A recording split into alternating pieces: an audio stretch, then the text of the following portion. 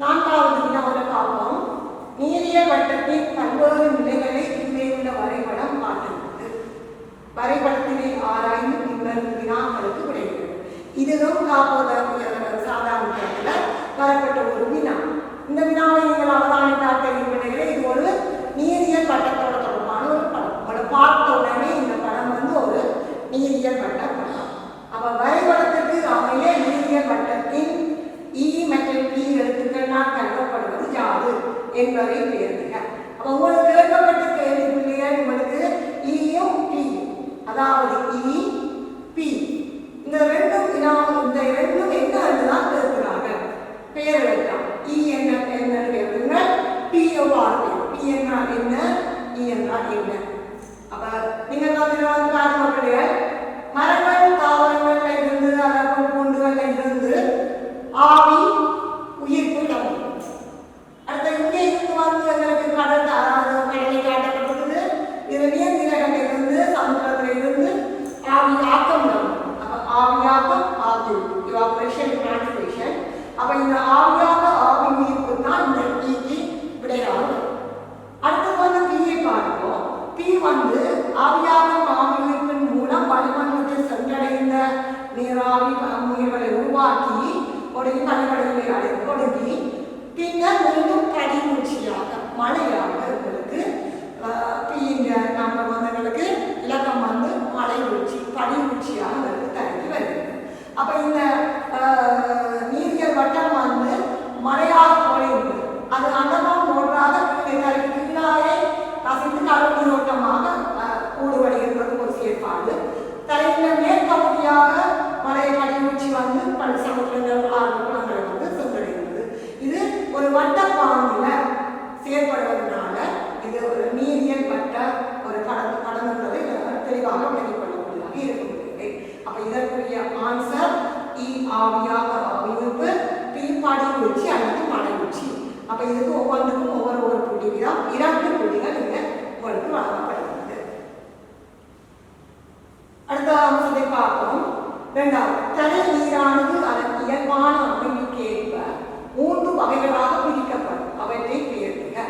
அப்ப தரை நீரானது அந்த பெரிய வினாவில் இது 2வது சிறிய வினா. தரை நீரானது அதன் இயல்பான அமைப்புக்கு ஏற்ப 3 வகைகளாக பிரிக்கப்படும். அவற்றை பெயர்த்துக. ஒன்று அடித்தள நீர் அல்லது நிலக்கீழ் நீர் அல்லது தரைக்கீழ் நீர், இது வகையாக. அல்லது இரண்டாவது நீரூற்றுக்கள். நீரூற்றுக்கள் வெப்ப நீரூற்றுக்கள் இருக்கின்றன. அதே மாதிரி நீரூற்றுக்கள் வெந்நீர் 3 விதமாக அந்த வகைகளை பிரிக்கப்படுவது. தரை நீர், தரைக்குள்ள இருக்கிற நீரை 3 விதமாக பிரிக்கும். ஒன்று தரை நீர், அதாவது அடித்தள நீர், தரைக்கு கீழே இருக்கிற அடித்தள நீர். மற்றது நீர் ஊற்றுக்கள், பிரபாக நீர், தானாகவே பிரபாக நீர் ஊற்றுக்கள். மற்றது வெந்நீர். இந்த 3ஐயும் நீங்கள் பெயரிட்டால் 3 புள்ளிகள் உங்களுக்கு கிடைக்கும். 3வது நமக்கு ஏற்பாடுகளில் உலகில் பல நாடுகள் தற்போது குடிநீர் பற்றாக்குறைக்கு முகம் கொடுத்து வருகின்றன. பற்றாக்குறைக்கான 2 காரணங்களை குறிப்பிடுக. இங்கே உங்களுக்கு கேட்கப்பட்ட வினா குடிநீர். இந்த குடிநீர் பற்றாக்குறையை முகம் கொடுத்து வருகின்றன பல நாடுகள். இன்னைக்கு எல்லா உலக நாடுகளும் எத்தனையோ நாடுகளுக்கு குடிப்பதற்கு நீர் அருந்தலாக இருக்கு, அருமையாக உள்ளதுனால பற்றாக்குறைகள் ஏற்படுது. அதனால் 2 காரணங்களை குறிப்பிட சொல்லி உங்களுக்கு வினாவப்பட்டது. அந்த வகையில் பல்வேறு காரணங்களால் நீர் மாசடைகிறது. பல்வேறு காரணங்கள் சொல்லுவது நன்னீரோட வீட்டு கழிவுகள், சரி தொழிற்சாலை கழிவுகள், குப்பை குளங்கள் எல்லாவற்றையும் போய் நீர்நிலைகளில் ஒட்டுவதனால இந்த நன்னீர் மாசடைகிறது. குடிநீரினை வேறு காரணங்களுக்காக பயன்படுத்துதல், அதாவது வேறு காரணங்கள் குடிநீரை குடிப்பதற்கு மட்டும் பயன்படுத்தினால் ஓரளவுக்கு அந்த பிரச்சனையை தீர்க்கக்கூடியதாக இருக்கும். ஆனால் மக்கள் என்ன செய்கிறார்கள், வேறு தேவைகளுக்கு அதனை பயன்படுத்துகிறார்கள். ஆடை கழுவுவதற்கு, வாகனங்களை கழுவுவதற்கு, அவ்வாறு பல்வேறு தேவைகளுக்காக அந்த நீரை பயன்படுத்தினால் நீர் மாசடைகிறது. குடிநீரை வேறு காரணங்களுக்காக பயன்படுத்தி செல்கிறார்கள். நீர் விரியமாதல், நீர்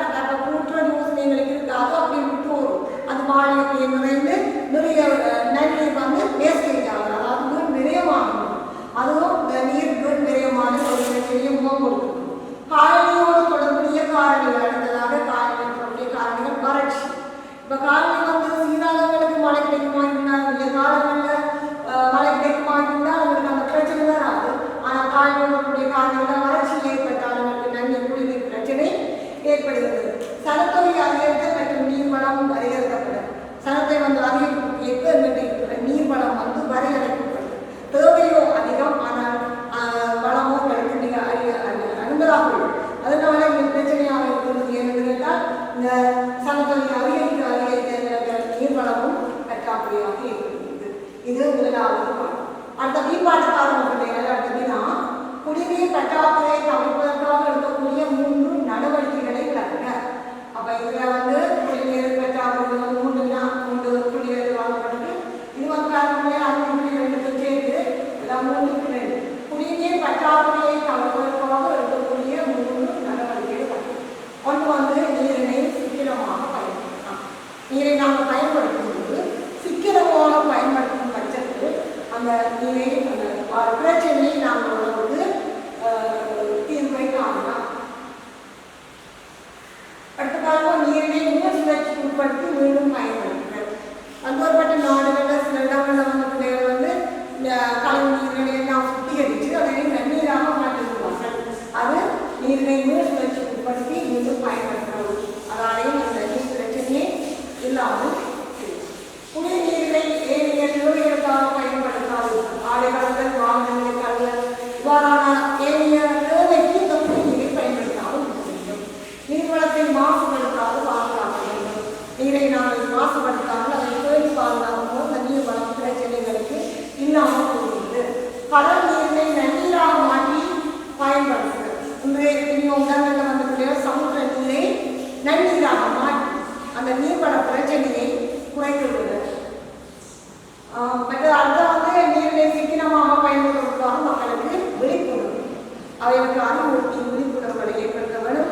நீர் பற்றாக்குறையான எவ்வாறான பிரச்சனைகள் ஏற்படும். அப்போ நாங்கள் அதற்கு தீர்வு எவ்வாறு காணணும்னு சொன்னால் இந்த மக்களுக்கான அறிவுறுத்தலையும் விழிப்புணர்வுகளையும் மக்கள் மத்தியில் நாங்கள் கொள்வோம். பாடசாலை பாடநூல் வழியாகவோ அல்லது அப்போ சுலப வழியாகவோ நீரின் முக்கியத்துவத்தை நாங்கள் எடுத்து கூறும்பட்டது நாங்கள் நீருக்கான பிரச்சனையை இல்லாமல் செய்யலாம். அடுத்த நாளுக்கு அறிமுறையா இதுவும் 2014 தரப்பட்ட கேள்வி புதிய அமைப்பின் 3 படைகளின் குறுக்கு பக்க பாவை காட்டும் வரைபடம் இங்கு தரப்பட்டிருக்குது. இந்த படத்தை பார்த்து உங்களுக்கு இந்த அமைப்பில் 3 வகையான அமைப்பு குறுக்கு பக்க பாவையில் ஏற்கனவே நீங்கள் கட்டிருப்பீர்கள். 3 குறுக்கு பக்க பாவை பார்த்தால் இந்த ஓடு மூடி அல்லது கோலவரம். இதில் நான் சொல்றது கிரஸ்ட் பகுதி. முதலாவது பகுதி கிரஸ்ட், ரெண்டாவது மேண்டில் அதாவது மூடி அந்த இடையோடு. முதலாவது மூடியோடு, ரெண்டாவது இடையோடு அல்லது மேண்டில் மூடி என்றால், மூன்றாவது கோலவகம். கோலவகத்தில் கோப்பகுதி அவுட்டப்போ இன்னும் அதாவது வெளிக்கோலவகம் கோலவகம் சொல்லி கோலவகத்தில் மீண்டும் பிரிக்கப்படுகிறது. அந்த வகையில் இந்த வரைபடத்தை வைத்துக் கொண்டு ஒரு கேள்வி வினாவப்படுகிறது. புதிய அமைப்பில் 3 படைகள் குறுக்கு பக்க பார்வையாக நாட்டம் வரைபடம் தரப்பட்டுள்ளது. முதலாவது வரைபடத்தின் முறையே கவனிக்கவனும் முறையே. இந்த முறையே வந்தவர்களா இலக்கம் 1, 2 குறித்து காட்டப்பட்டுள்ள 2 படைகள் எவை என்பதை தேர்ந்தெடுக்க. அப்போ முறையே சொன்னால் முதலாம் நம்பர் 1, நம்பர் 2 இவ்வாறு தான் இருக்கணும். முதலாவது 2வது நீங்கள் ஆன்சர் பண்ணி போட்டு முதலாவது சரியாக நான் சொல்ல முடியாது. என்னால் அவங்களுக்கு இருக்கிறார்கள் முறையே. இந்த முறையே என்பது நீங்கள் கவனிக்க வேண்டும். 1, 2 இதுதான் நீங்கள் பிள்ளைகள் முறையே என்றால் பிள்ளைகள் ஓடுவன் சொல்லி எழுதுவார். சில பிள்ளைகள் மூடி, முதலாவது மூடி என்று உங்களுக்கு விடயங்கள் தெரியும் தெளிவாக. ஆனால் அந்த முறையே சொல்ல வேண்டும். எங்களை புதிய பாடத்தில் இது ஒரு மிகவும் பிரதான ஒரு விடயங்களாக நீங்கள் அமைந்திருக்க ஒரு பிள்ளைகளே முறையே. இலக்கம் 1, 2 கொண்டு உங்களுக்கு ஓடு புவியோடு என்று நான் சரி, ஓடு என்று நான் சரி, கிரஸ்ட் என்று நான் சரி. இரண்டாவது பாடல்கள் மூடி இடையோடு அல்லது குடிநீரோடு. இந்த மேண்டில் பகுதி, இரண்டாவது பகுதி உங்களுக்கு மேண்டில் பகுதி இடையோடு அல்லது மூடி. மூன்றாவது கோலவகம், அது உங்களுக்கு கேட்கப்படவில்லை. மறுபடியால் அந்த முறையில் குடியோடு அல்லது ஓடு, இரண்டாவது மூடி அல்லது மேண்டில் பகுதி இடையோடு.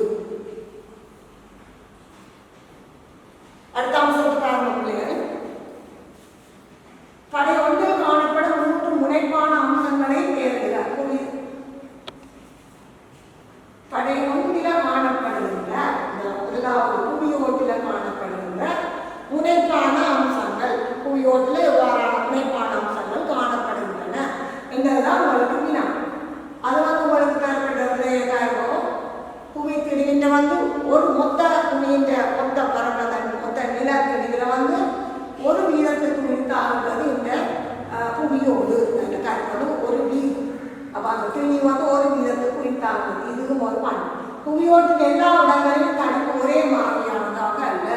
சமுத்திர பகுதி ஒரு வகையாகவும் கண்ட பகுதி ஒரு வகையான தனிப்பாகவும் இந்த கிரஸ்ட் பகுதியான ஓட்டு பகுதி காணப்படுகிறது. அப்ப இதன்படி புவியோட்டின் எல்லா இடங்களிலும் தனிப்பு ஒரே மாதிரியானது அல்ல. இது கண்ட பகுதிகளில் 60 கிலோமீட்டருக்கும் சமுத்திர பகுதிகளில் 5 கிலோமீட்டராகவும் வேறுபட்டு அமைகிறது. அப்ப சமுத்திரத்தையும் கண்ட பகுதிகளையும் வந்து இது வேறுபட்டு அமைகிறது. அடுத்த பகுதி அப்படின்னா சீயல் சீமா இரண்டு படியமைப்பு காணப்படுகிறது கிரஸ்ட் பகுதியில் புவியோட்டில். அப்ப சீமா படை வந்து எங்களுக்கு சமுத்திர படையாகவும் சீயல் படை வந்து கண்ட கோடாகவும் காணப்படுகிறார். கண்டத்தாவடாகவும், அதாவது சீயல் சீமா இரண்டு படைகளை கொண்டிருக்கிறது. சீயல் படையின் அடிப்படை பாறை வந்து கேரங்கள். இது வந்து எங்களுக்கு வந்து சிலிக்காவையும் அலுமினியத்தையும் கொண்ட ஒரு படை அமைப்பு. இது கேரங்கள் ஆகும். சீமா படையின் அடிப்படை வந்து பஷால் பாறை ஆகும். இது வந்து சமுத்திர ஊடாக இருக்கிறது. சீமா படை வந்து சிலிக்காவையும் மெக்னீசியத்தையும் கனிமங்களாக கொண்ட அதிகமாக கனிமங்களாக கொண்ட ஒரு பசால் பாறைகளாக அந்த சீமா படை காணப்படுகிறது. சீயல் படையை தாண்டி கொண்டிருக்கும் அடிப்படை பாறை படை சீமா படை. நாங்கள் வந்து சீமா படையில தான் சீயல் படை விளக்குகிறது. அவங்களோட அந்த எங்களுக்கு அந்த புவி நடுக்கங்கள் ஏற்படுற அந்த பிராந்தியம் கூடி இந்த கண்ட பகுதிகள் வந்து சமுத்திர பகுதிகளில் மிதக்குகிறது. ஐஸ் கட்டி எவ்வாறு பனிக்கட்டி கடல்ல மிதக்குறதோ அதே போல இங்க எங்களுக்கு வந்து சீமா படையில சீயல் படை மிதக்குகிறது. சமுத்திர ஊரில் கண்ட ஊர் மிதக்குது. அதுதான் ஒரு சிறப்பு அம்சம். அந்த கிரஸ்ட் ஓட்ட பகுதிக்கு அது ஒரு சிறப்பு அம்சம்.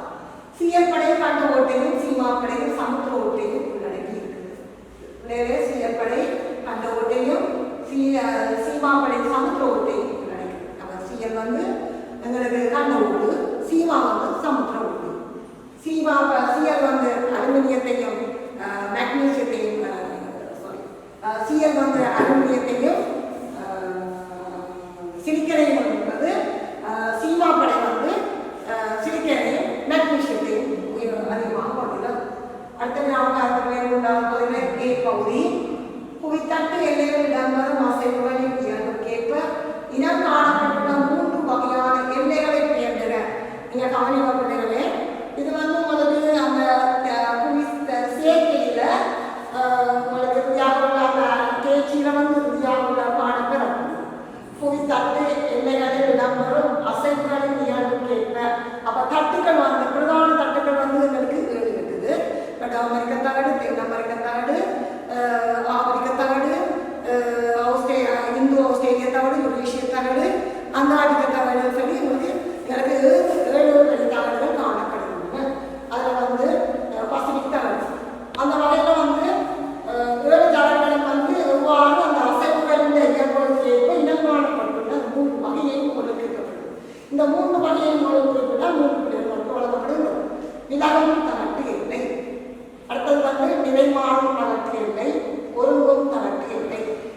வினாக்களுக்கான புவித்தட்டு எல்லைகளில் இடம்பெறும் அசைவுகளில் புவித்தட்டு எவ்வாறு அசைகிறது, அந்த அசைவுகளின் இயல்புகளுக்கு ஏற்ப இனம் காணப்பட்டுள்ள 3 வகையான எல்லைகளை பெறுகிறது. ஒன்று விலகும் தகட்டு எல்லை, அடுத்தது ஒருங்கும் தகட்டு எல்லை, நிலைமாறும் தகட்டு எல்லை. அடுத்த வீப்பாட் வந்து உம்மான் மேலே ஏழில் பெயரிடப்பட்ட புவித்தட்டு எல்லை வகைகளுள் ஏதேனும் ஒன்றில் இடம்பெறும் செயல்முறையை சுருக்கமாக விளக்குங்க. அந்த மேலே நீங்கள் உங்களுக்கு அந்த ஏற்பாட்டில் கொடுத்த தகட்டின் எவ்வாறு செயற்பாட்டின் நேரத்தில் இந்த 3 வகையான தகடுகள் நகர்வுகள், அதாவது ஒருங்கும் தகடு, விலகும் தகடு, நிலைமாறும் தகடுன்னு சொல்லி நம்ம விடையை ஒரு வழங்கியிருந்தோம். அந்த விடையில ஏதோ ஒன்று உங்களுக்கு சுருக்கமாக விளக்கணும். அந்த ஏதோ ஒரு விடயத்தை எடுத்து சுருக்கமாக விளக்கணும். அந்த வகையில வந்து விலகும் தகடு எல்லையை பார்ப்போம்.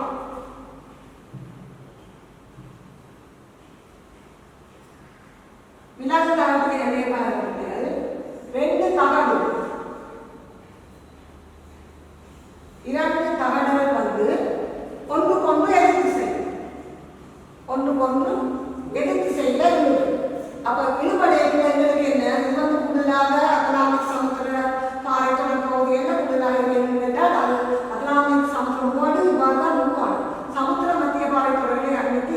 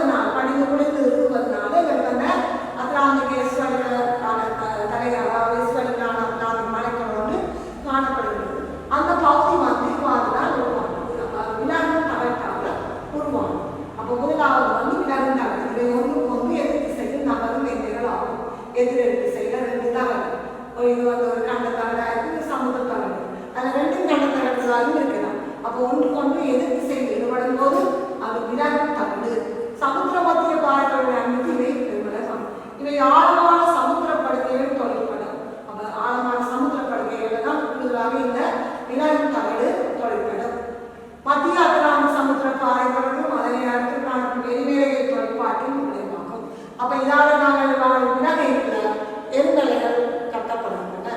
இது இந்த தொழிற்பாடுகள் ஒன்று விலகு தளத்தின் எல். அடுத்த ஒருங்கும் தளத்தை பார்ப்போம். இரண்டு தளங்கள் ஒன்று ஒன்று ஒருங்கும். இவ்வாறு ரெண்டு தளங்கள் இருந்தால் ஜாயின் பண்ணி இருந்தால் இவ்வாறாக ஒன்று ஒன்று ஒருங்கும் பொழுது இந்த தகவல்கள்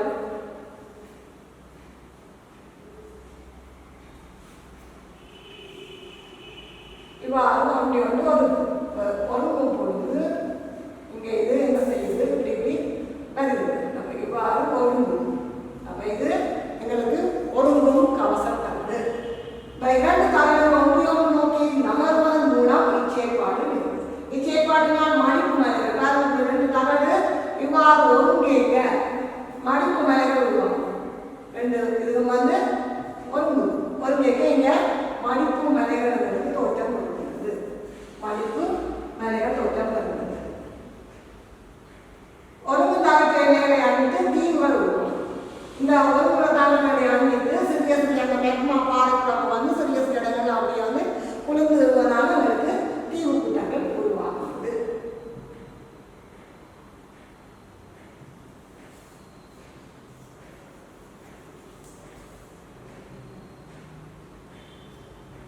அடுத்த காலங்கள் சில சந்தர்ப்பங்களில் புவியோட்டின் பாறைப்படைகள் புவியினை அனுப்பப்பட்டனால் எங்களை வெடிப்புகளும் நிகழ்கின்றன. அந்த ஒருங்கும் கவசத்தால் வந்து சில சந்தர்ப்பங்களில் புவியோட்டின பாறைப்படைகள் புவியுக்குள்ள அமிழ்ந்து விடுவதும் எரிமலை வெடிப்புகள் உருவாகின்றன. என்றால் வந்து புவி வந்து ஒரு பேலன்ஸ்ல இருக்கின்ற மெக்மாக்குளம், அதாவது எரிமலை ஒன்று மெக்மாக்குளம் வெளியே கட்டும் பொழுது இன்னொரு பகுதி வந்து கீழையாமல் இருக்கும். அப்போ பேலன்ஸ் சமநிலை, அதாவது பூமியின் சமநிலை கோட்பாட்டின் படி அந்த மெக்மாக்குளம் கொஞ்சம் உள்ளகையை போட, அதாவது பாறைப்படையானவர்களுக்கு வெளியிலே வந்த, அதாவது பாறை குழாமல் வெளியில் வரும்பொழுது இன்னொன்று பேலன்ஸ் பண்ணுறதுக்காக தரைப்பகுதி உள்ளே அமிழும் போது உள்ளுக்கு எந்த பொருள் போனாலும் உருவாமல் இருக்கும்.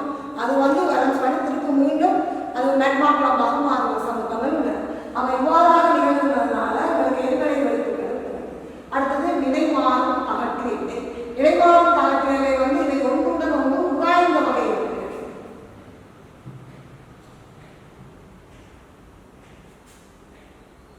ஒன்றுடன் ஒன்று உராய்ந்த வகை.